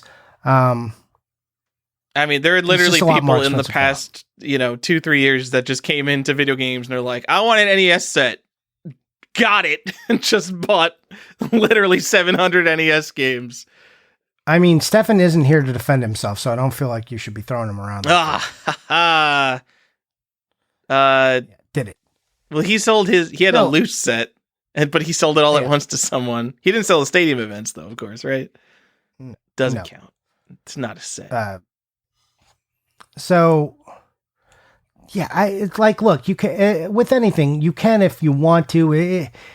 It's not, I think, I say dead, but it's in the sense that, like, Tyler, when we started collecting, right? Remember, that was like the dream. Everyone's dream was like, I'm going to get a whole NES set. Like, I don't think that's where the collecting, focus is anymore. I think it's moved off of that. Before it was like, it wasn't just like one guy, like that one weirdo over there named Johnny was going for a set. It was like, that's what you did. You just collected sets. And if you couldn't, you were like kind of poor. So you were one of the poor people. I'm answering like Tyler. Or you cared about carts only, or you were just collecting the things you love. But like a lot of people, the set was the thing. That was what everyone was going for, trying to get it. And that's why stadium events mattered, because it was this object that was almost unobtainable because of for whatever reason it was rare and super expensive and you'll never get the whole set. God, it's hard to do this. And now it's just like, well, man, you got that matchstick or seal Mario or what, man? Who cares?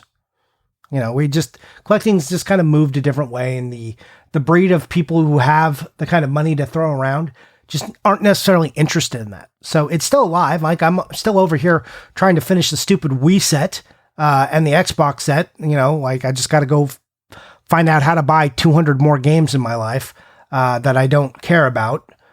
But yeah, I mean, there are still people doing it. It can be done, but it's not the thrust anymore. Yeah, I mean, in terms of future values type of thing, like 80% of the bulk crap on NES will not increase in price as fast as, say, the other good games you may want to buy with that money instead. I believe in the future anyway. 3 years ago, we said, like, oh, well, if you can't afford sets, just go get good stuff. Just go get the nicest copies of Super Mario Brothers 3 and Ninja Gaiden and all your favorite games. And now that's, like, the expensive thing to do. And the quote-unquote cheap thing to do would be just buy garbage, which is what set collectors do. So, anyway, I don't think prices have increased so much that set collecting is dead from a price standpoint, because these exponential increases can't last forever. Like, I wouldn't wait. So the other half of the question is, should I wait for prices to come down? I just find there's always deals. Not everything is on fire at all times. So find the deals. And if you need to wait on like a particular game that's hot right now, like Pokemon Red, maybe not the best time to buy Pokemon Red. Wait on stuff like that. Also, I think now more than ever is the time to be opportunistic and really if you are going to try and collect a set, you really need to set your boundaries pretty quickly here. Like, what are you doing? What conditions are acceptable? Like, what are you trying to get? Like, is any condition acceptable for a box except for your best games, your favorite games? Or, make your rules now, because deals will pop up and you don't want to be like, I don't really know what I'm doing, and then get wishy-washy and then miss the opportunity to pick up a good item.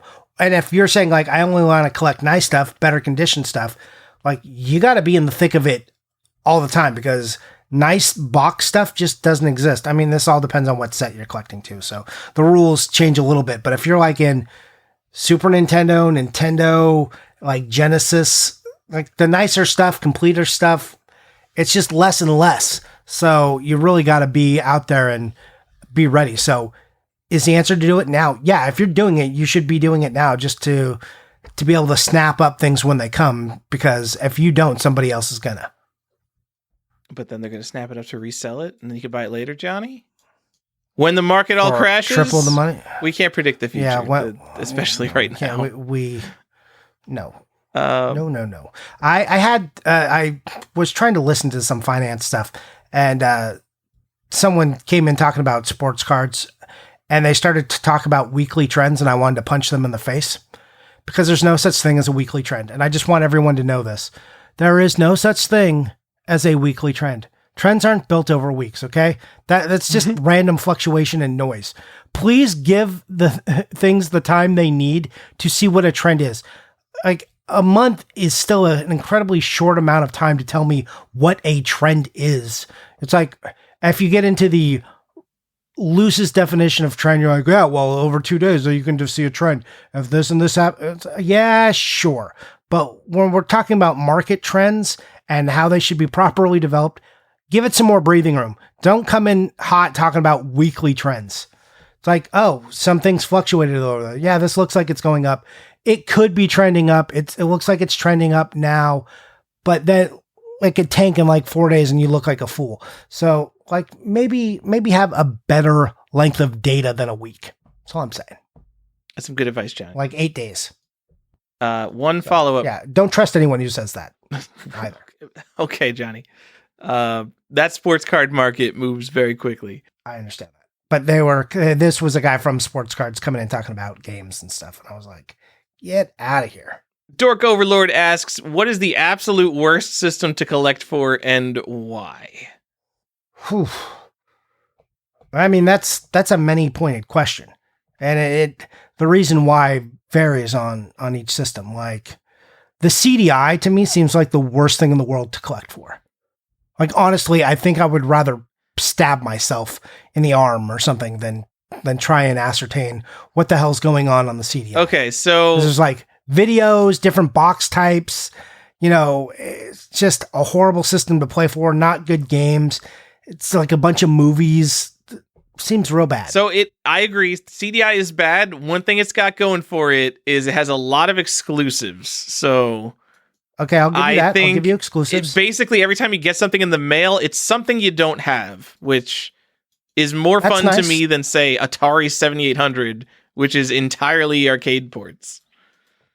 I mean, or even modern collecting when you're like, I've got 4 copies of this game because it's on the PS2, the PS3, the Xbox 360. Like, that's gross.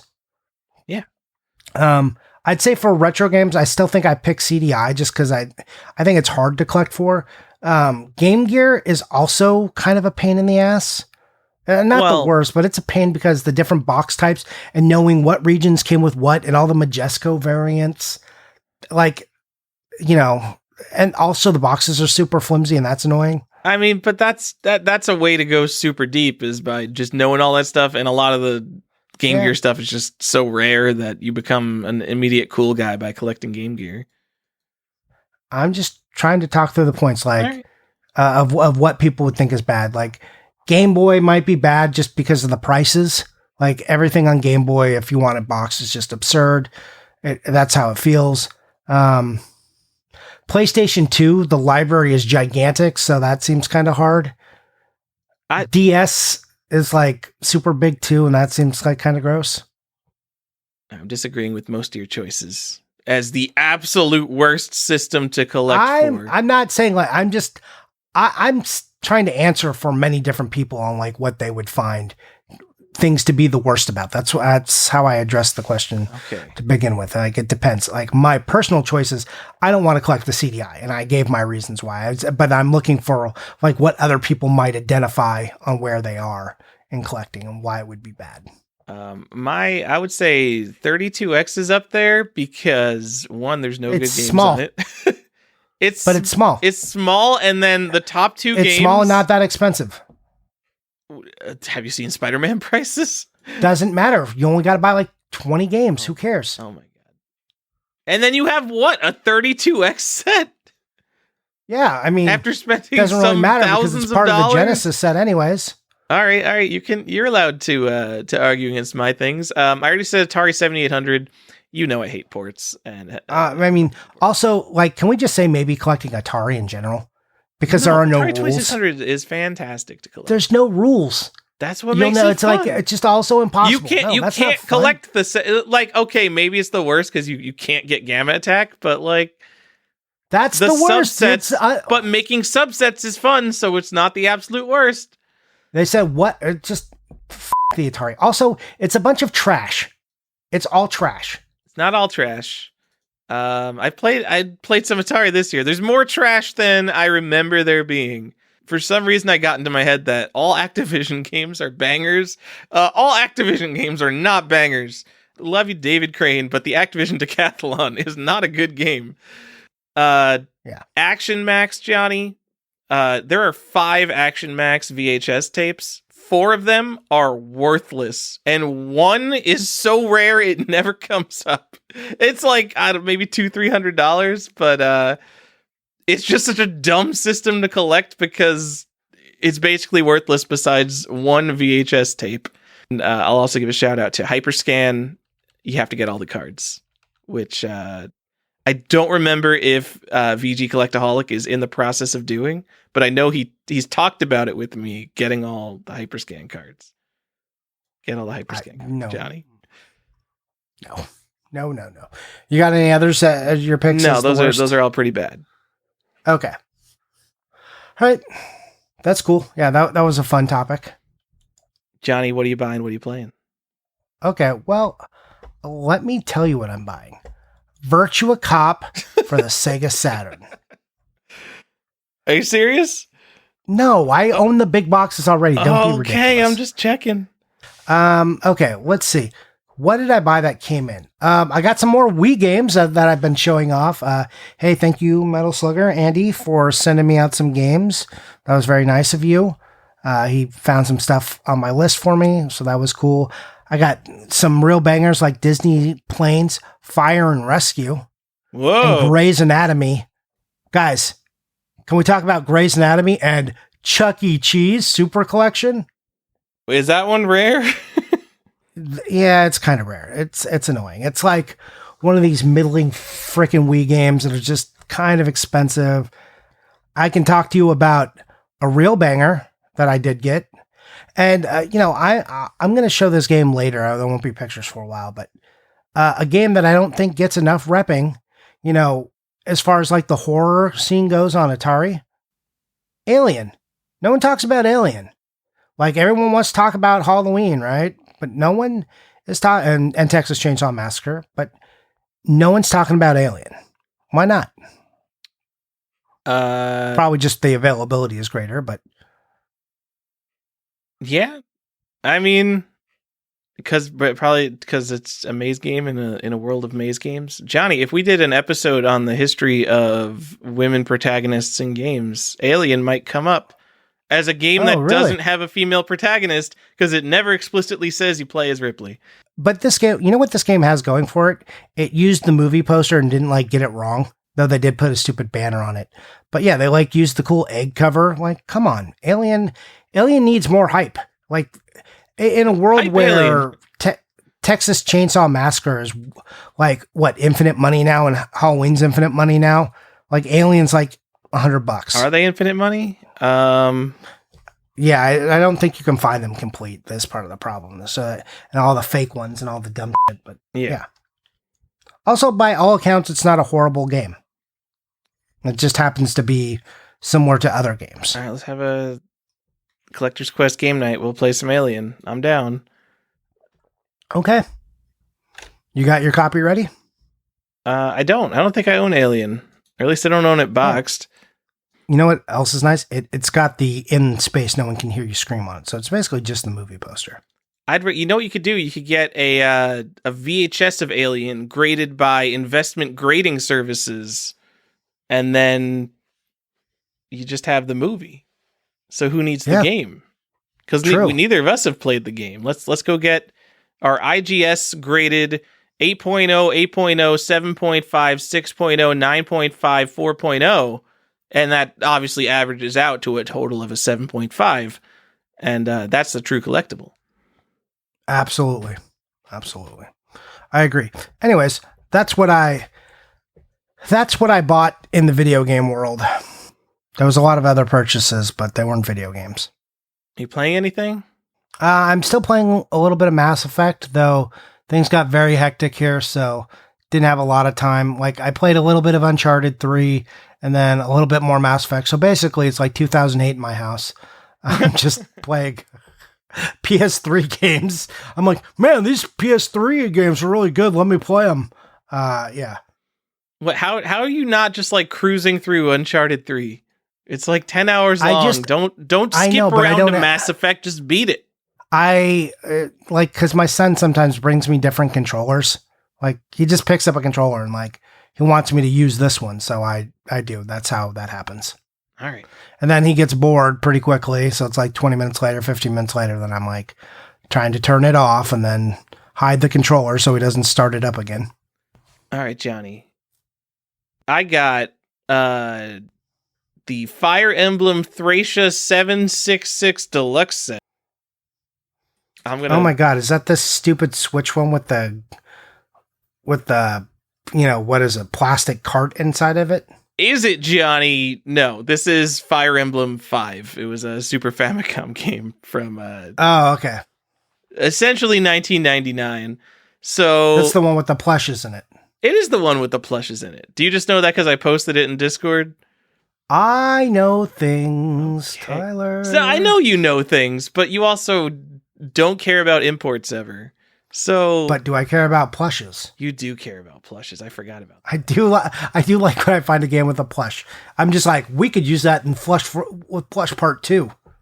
God damn it. So this This Fire Emblem 5. It came out in 1999 on Nintendo Power, which was a Japanese download service unrelated to the magazine.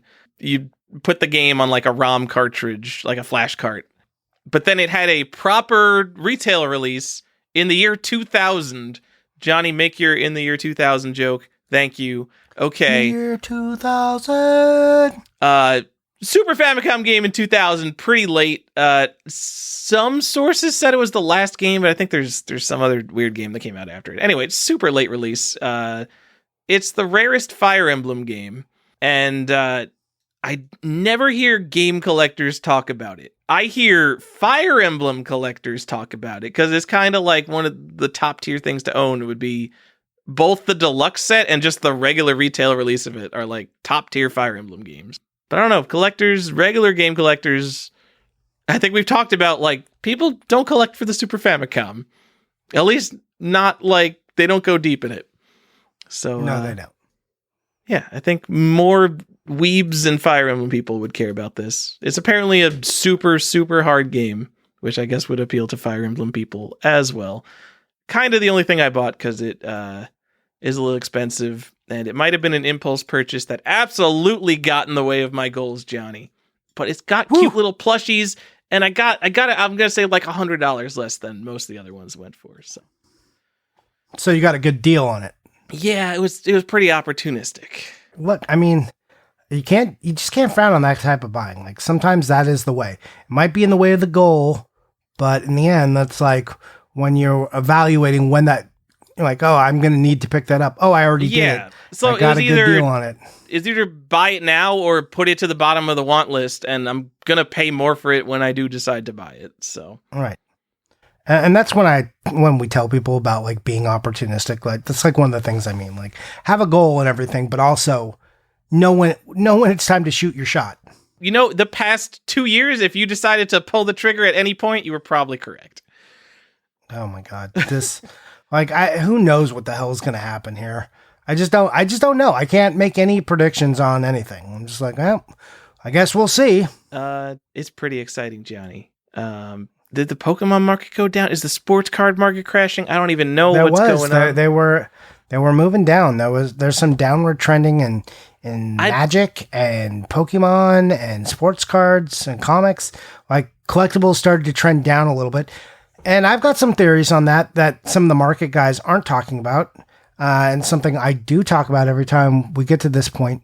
It's the summer. And in the US, at least, coronavirus restrictions are like kind of loosening, right? As people believe the pandemic is either over or ending. I have no idea what stage we're at.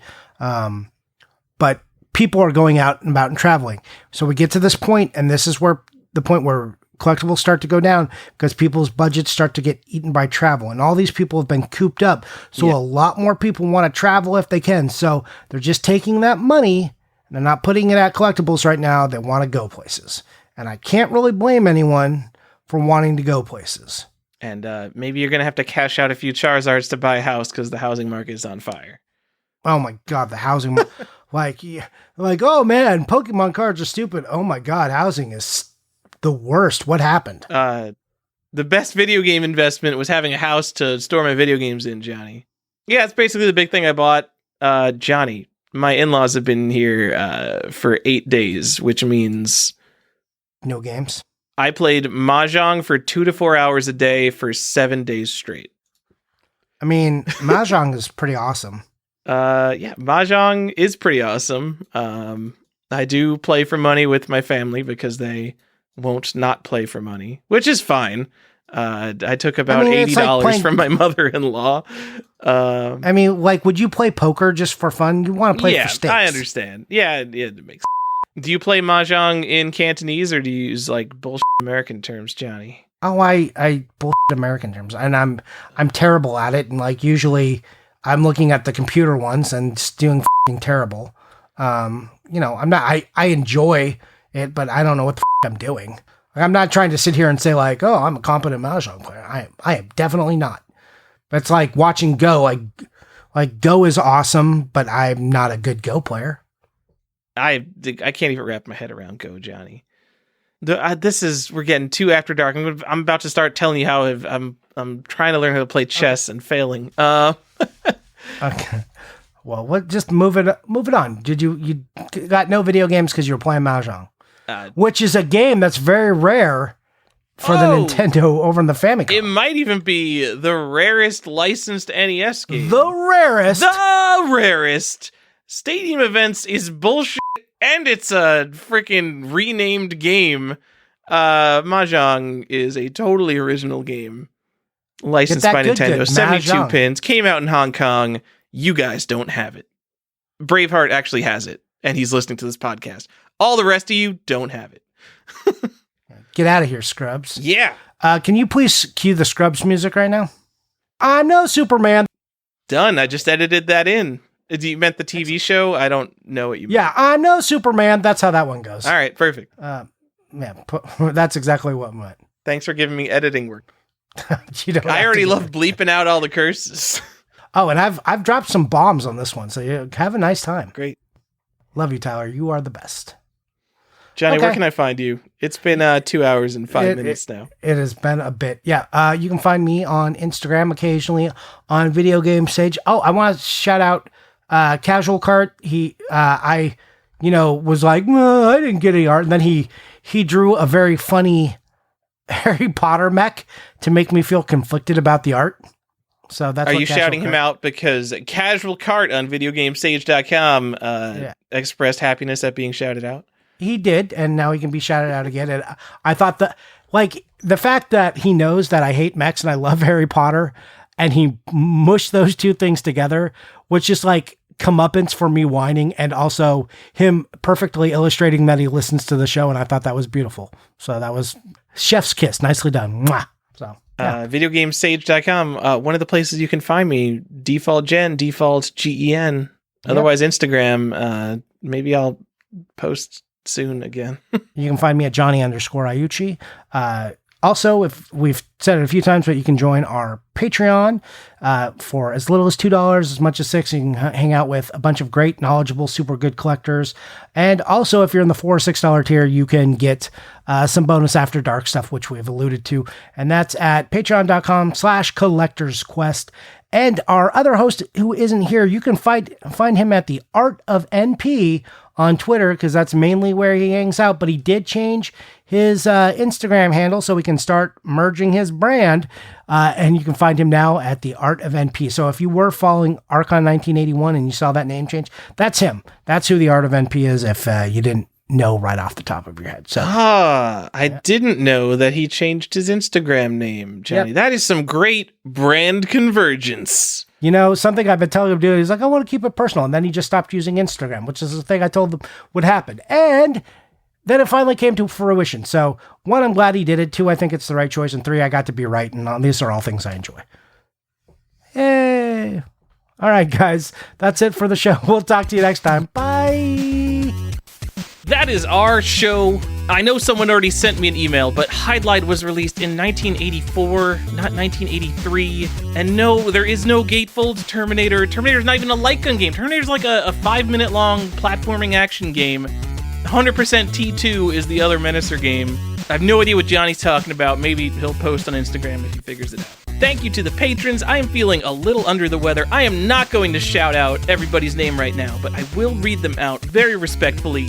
The Millennium, Will Joe, Canadian Variant Alert, Chris Glidden, Nintendo World Champion, Daniel Jacksvik, Can't Put Limits on Collecting, VG Collectaholic, Previously Unknown Variant, Tim Walker, Sean the Gamer Collective, The Famicom Box, Retro Game Enthusiast, Read the Game Shark, Funkoland Employee, Platform Agnostic, The Degenerate, Matt Fall, Lance Lord Hardstyle Z, Jeff the Game Boy Farris, The Actual Shinobi, Jasonic the Kid, Man of Nintendo in the World of Nintendo, Funky Brewster, Unpunched Hang Tab, Dustin Beagle, The Last Game You Need for the Set, Corey O'Brien, Johnny's GBA Hookup, Coffee with Mr. Saturn, Chris, SNK Too Many NES Accessories, Morozek, Fat Cat Collector, Chris Jackson, Sophisticated Investor, Cartmageddon, Mint Condition, Brian J. Mora, Brian Gupta, and Pocky and Rocky with Becky, Wata 9.8 A++, Benji, 50 Hertz is good enough for me, Andre, High-End Collector Andrew Brim.